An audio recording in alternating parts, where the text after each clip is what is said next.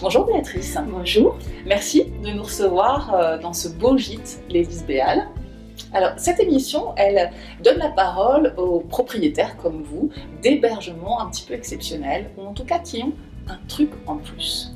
Alors, quand je vous ai rencontré la première fois, Béatrice, et que j'ai visité les lieux, vous m'avez raconté votre histoire, celle où vous avez créé, en fait, pour la première fois, ce beau gîte.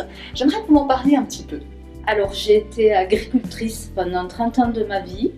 Et puis, à un moment donné, il fallait que je passe à autre chose. Nous avions cette bâtisse... qui est une bâtisse familiale. C'est une bâtisse familiale qui a été construite par mes arrière-grands-parents en 1835. Et il y avait un peu de restauration au niveau toiture à faire. Alors, à tant que faire, l'idée a mûri progressivement. Et dites-moi, moi, la première fois que je me suis rendue chez vous, j'ai vraiment été impressionnée par l'univers de la décoration qu'on pouvait trouver dans ce corps de ferme très traditionnel, en fait. Et à l'intérieur, justement, des touches, d'ailleurs on le voit très très bien, des touches de couleurs, quelque chose d'assez moderne. Est-ce que la décoration pour vous était déjà une passion ?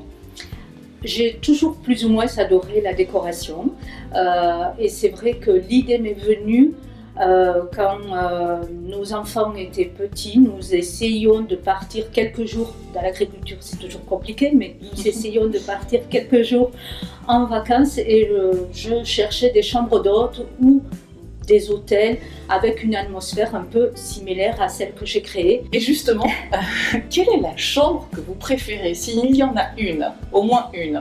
La Luna ou l'Oréade. Décrivez-moi un petit peu la Luna et puis l'Oréal. Alors Luna, c'est une chambre avec un lit rond de 2,70 m de diamètre. Ça fait rêver ça. Qui a été créée par mon mari justement. Et puis la literie tout sur mesure. Ah, il est menuisier aussi ? Non, mais il est très très adroit de ses mains. Très bien, très bien. En ferronnerie, en bois, voilà, très très adroit de ses mains. Et puis la Luna, chambre au lit rond, l'Oréade avec un lit suspendu, une atmosphère un petit peu plus nature. Et zen, moi je me souviens, et en effet, vous avez raison de la souligner parce que c'est celle, et nous la verrons tout à l'heure, mais c'est celle qui m'a vraiment époustouflée. J'avais jamais vu ça ailleurs, donc bravo déjà. Merci.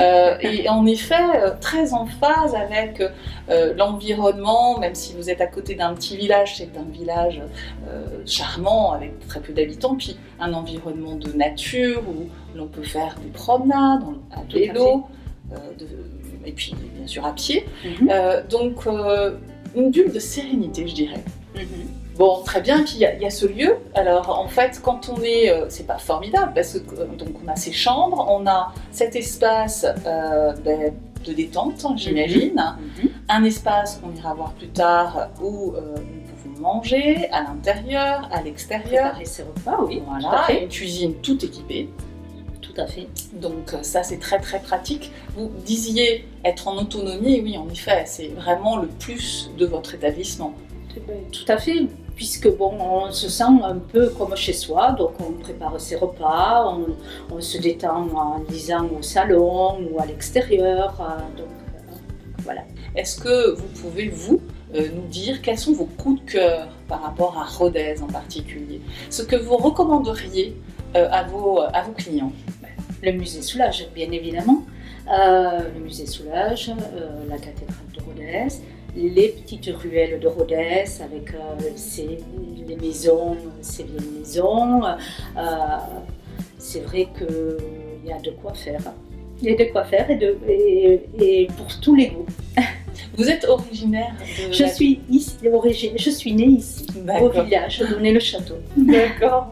Je vous remercie vraiment, Béatrice, Merci d'avoir passé ce petit moment avec nous. À très bientôt. À très bientôt.